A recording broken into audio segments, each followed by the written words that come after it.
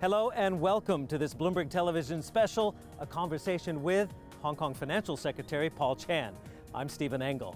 Well, the Hong Kong economy is going through one of its deepest recessions on record. Without a doubt, the coronavirus outbreak and subsequent social and commercial lockdowns seen around the world, including here in Hong Kong, would hammer any economy. But Hong Kong has suffered from more than just this single shock. The pandemic has exacerbated what was already a battered and bruised outlook from months of often violent street protests against perceived political overreach from China and from the ongoing U.S.-China trade war. And now, Hong Kong braces for new controversial national security laws and the prospect of losing its treasured trade privileges from the United States as a result. As one economist put it, confidence is a fragile thing. And that's where we begin our conversation with Hong Kong Financial Secretary Paul Chan.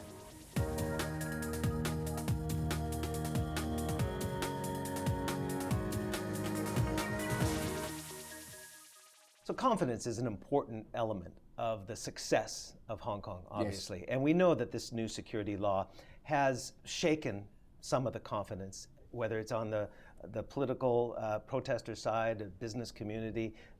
Large swaths of society are concerned because there's a lack of details. Mm-hmm. Can you tell the people, look them straight in the eye, tell the people of Hong Kong and the international business community without reservation that this is a good thing for Hong Kong? This is a good thing for Hong Kong. Why? It is because you have seen the difficulties we have going through last year, particularly in the second half of the year. The violent attack, the separatism. So with this national security law legislation, we hope this will return Hong Kong back to proper law and order and also provide the social stability upon which we can continue to build our international financial center. The hallmarks that have made Hong Kong successful over the years have been low tax, of course, and low government interference. Does this in any way, from your estimation, undermine that fair high degree of autonomy that Hong Kong business community enjoys? Well, national security is an issue at the country level. Just look at any other international financial center. They do have national security law. So from that perspective, we are no different than the others. And as mentioned by the central government times and again, this particular piece of legislation is very targeted towards the four types of activities mentioned. So for a routine, ordinary businessman, I don't think this will affect them. Overwhelmingly, what is the business community telling you? From what I have gathered, when I talk to the banking sector, the private wealth management sector, and my colleagues talking to different chambers of commerce, I would say overall, the reaction is positive because people do think that law and order, social stability is important. That will improve our business environment and in the longer term reinforce our financial center position. Do you understand the concerns though of I'm sure privately those at the top or formerly at the top of companies like Cathay Pacific, which was forced to make certain steps at the behest of the central government in Beijing. HSBC obviously is domiciled in London, Standard Chartered domiciled in London. There is conflict now on ideological basis between London and Beijing. Can you reconcile the concerns that these companies might have that they have to, is the new normal a sort of pledge of allegiance to do business in Hong Kong? What you have just outlined has a lot of speculations, I must say. Okay. From what I have seen is that this piece of legislation is to deal with public safety, law and order.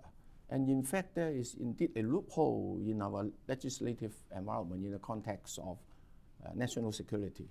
As you know, in basic law, under Section 23, we have a constitutional responsibility to legislate in certain areas of national security. Do you feel that this was the only way out, given that we had almost been in a year of turmoil here?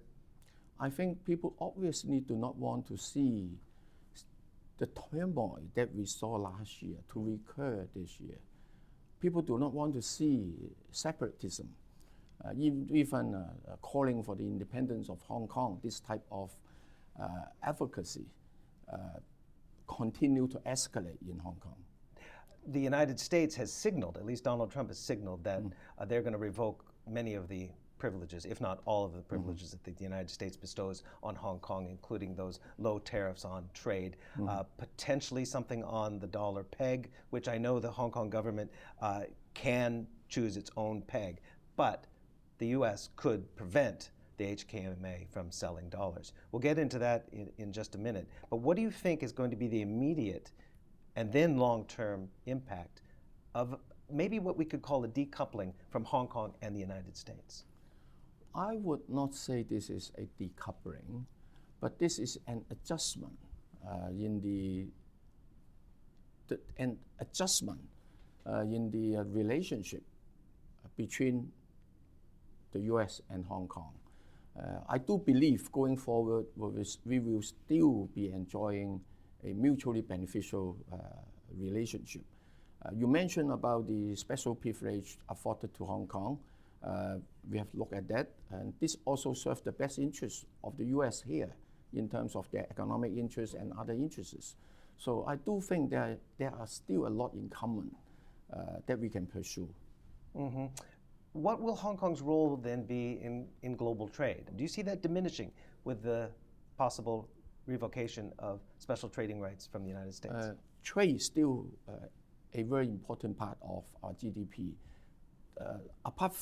Last year, we have experienced setback because of the Sino-US trade war.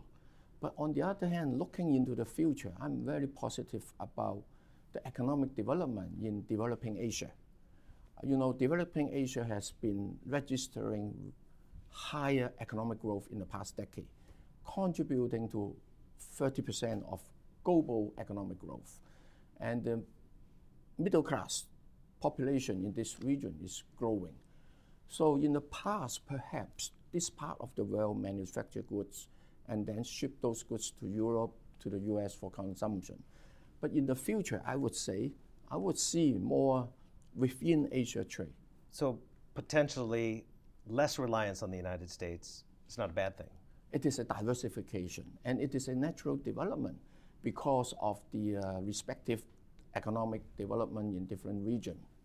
Let's talk about the dollar peg, which has served Hong Kong very well through crises in the past, whether it was the Asian financial crisis and the handover and SARS and the global financial crisis. Without a doubt, in your mind, the peg stands? Sure, of course. Because again, there is that so-called nuclear option that Donald Trump could take and prevent Hong Kong from tapping into the clearing process and selling US dollars. What happens? He's unpredictable, you know. What happens if they take that tact? Well, I think we should not speculate too much. And you must have a contingency, though. Of course, we have. We have thought about that as a responsible official. We have contingency plan. But on the other hand, I just want to let the public know that when we approach this issue, when we consider this issue, we do not need to over-speculate. And in the context, we also consider Hong Kong, in Hong Kong, the US has very significant economic and other interests. And Hong Kong is the third largest US dollar forex trading center here, serving a lot of multinationals and other organizations in the region. The services very wide-ranging. So any sanction hampering or damaging our financial system will send wave shocks across the group to other financial markets, US included. That would also undermine investors' confidence in using US dollar and holding US dollar financial assets.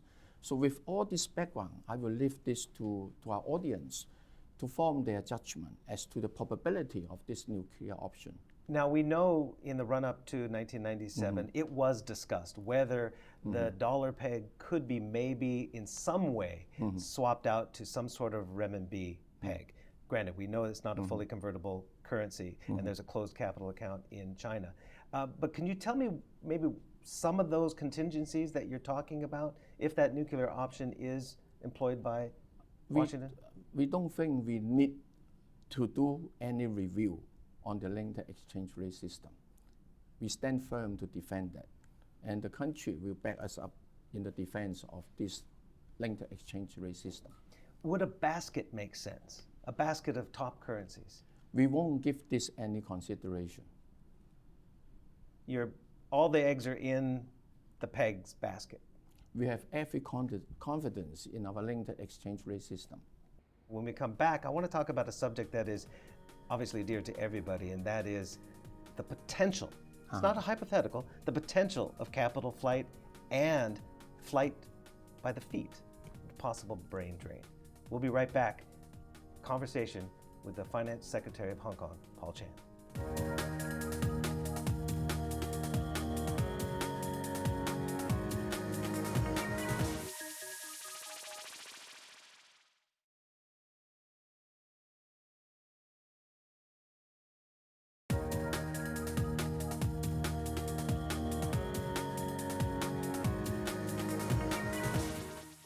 Let's talk about the greater vision for the future of the young people of Hong Kong, which, of course, many of them, when they took to the streets over the last year, they were worried about their future, that there's no roadmap for them, and they have been priced out of the property market, the job market, et cetera. We've heard all the complaints. What is the vision that your government can sell to the young people, for example, for the Greater Bay, which would be an integration of the manufacturing hubs of Guangdong and Zhuhai with Macau and Hong Kong? How important and what is the vision you sell to them that staying home is better than immigrating? Well, we heard them. Last year, the turmoil did have effect, the deep-seated issues here. You mentioned about the expensive housing price.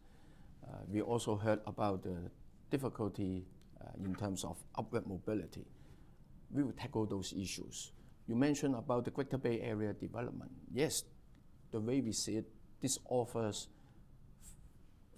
further development opportunities for Hong Kong.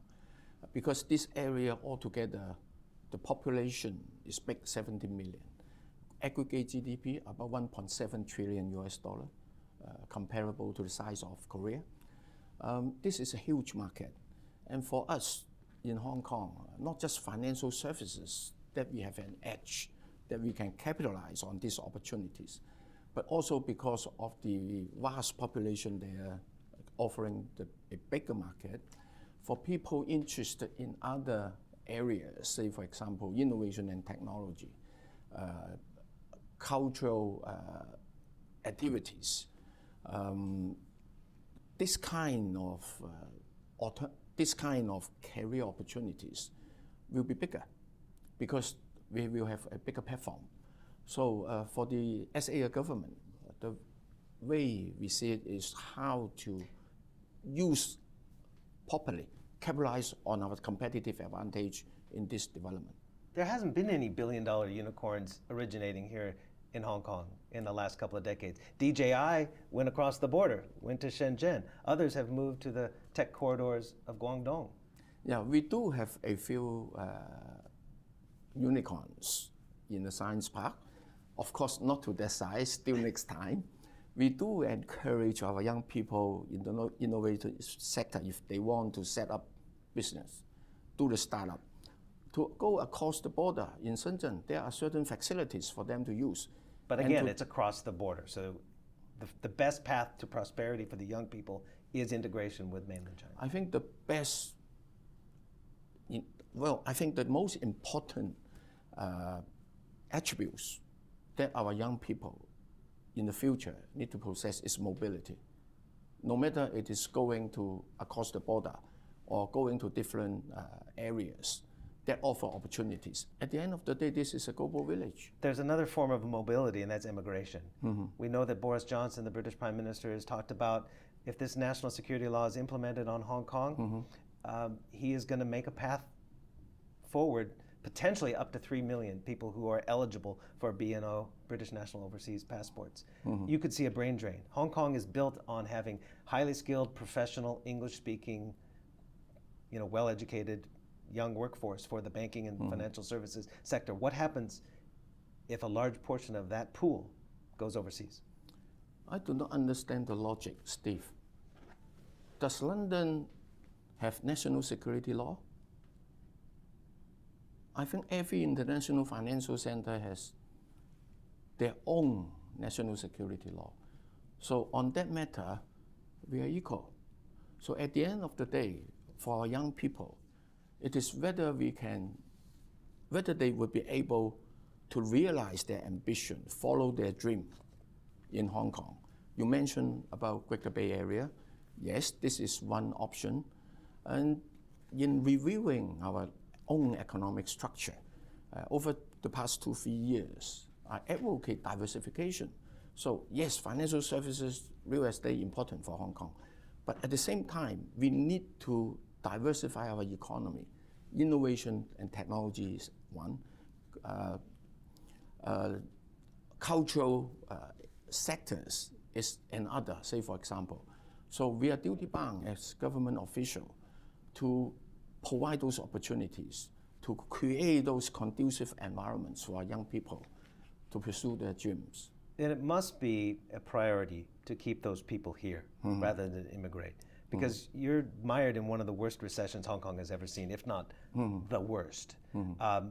And you've had really 4 big whammies. You've had the US-China trade war, you've had the months and months of violent protests, you've had the coronavirus, and now you have the fear, at least, of the national security legislation. How much of a priority, and what are you going to do to keep the young people from leaving? Well, I don't agree that is a fear. I do think that in certain quarter of the community, there are some anxiety because the details of the legislation hasn't been available yet. You mentioned the challenges that we have been facing. Some of those challenges are short-term. Say, for example, the national security law. That's short-term? That's pretty structural. That is plugging a loophole in our current law. When we come back, I want to talk about one more highly sensitive subject, and that is the independent judiciary here in Hong Kong, which is the bedrock of financial stability. We'll be right back with our conversation with the Financial Secretary of Hong Kong, Paul Chan.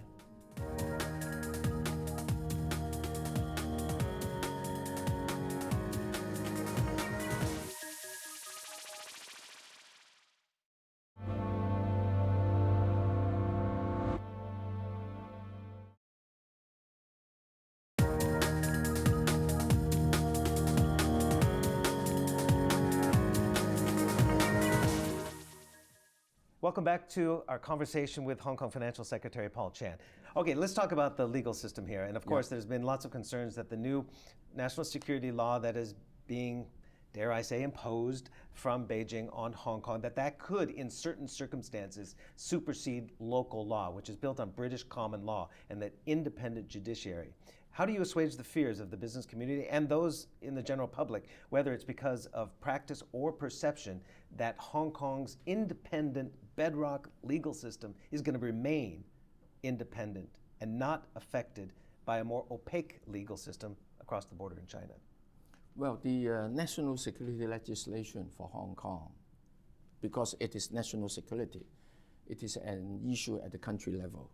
So the country is entitled to do this legislation. And also separately under Basic Law 23, about Hong Kong's constitutional responsibility. Article 23 is the controversial, Article 23, which has not been passed as it is constitutionally obligated to. Yes, so there is a need and urgency to do the current Hong Kong national security law legislation. Under the Basic Law, we have been guaranteed one country, 2 systems. That also includes our rule of law tradition and the independent judiciary. And the Court of Final Appeal sits here in Hong Kong. And with a bench of Court of Final Appeal judges comprising non-permanent, permanent external judges. But you understand the concerns. There is that concern that if there are promises that the adjudication of any national security laws would be done by Hong Kong courts, then why does there need to be mainland security apparatus based here and judicial apparatus based here? If Hong Kong can take care of it, why can't Hong Kong take care of it? National security is an issue at the national level. So it is important, and I think it is also necessary, in addition to having the legislation, to have the enforcement. And in that process, the relevant central authorities having their own setup here, depending on the final legislation, of course, I think this is understandable. But are you at all personally concerned that the law could be a bit vague and be applied in ways that would not necessarily be in lockstep with a very matter-of-fact British common law system? Well, I think this is an over-speculation. We better reserve our judgment and wait for the detailed legislations to come up. I want to end up on the economy. First quarter GDP growth was down 8.9% year over year. I think the worst on record. Yes. Is that the worst for this year? And do you have any reason yet that you can give us that you might have to revise your full year forecast again? I think it's for a contraction of 4 to 7% for the full year, right? We will be doing another update in August as part of our regular process. What are the tea leaves telling you right now? Well, very much depend on external virus situation and the economic recovery in Western countries.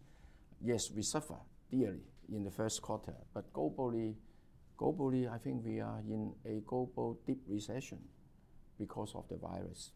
How are you going to win back those mainland tourists who are per capita by far the biggest spenders of luxury goods and products, of all those shops that have all shut down? They're kind of afraid to come here now. They don't feel very welcome. Well, number one, in terms of law and order in Hong Kong, in terms of Hong Kong as a safe city, I think after the legislation of the national security law, this will be better.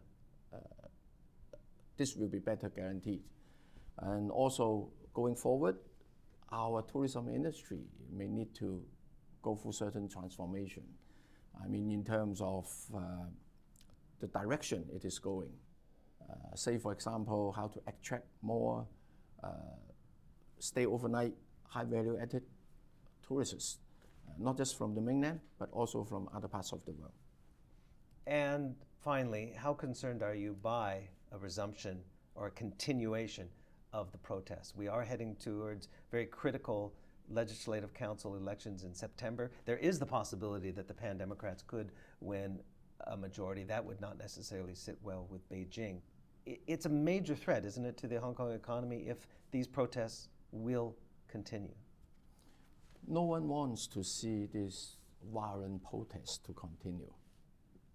We welcome peaceful protests, peaceful demonstrations, but violent attacks is not acceptable in this society. And if this comeback, that will affect our economy and also affects the daily lives of our people. No one wants that. Financial Secretary Paul Chan, thank you so much for your time thank you on Bloomberg Steve. Television for a frank conversation.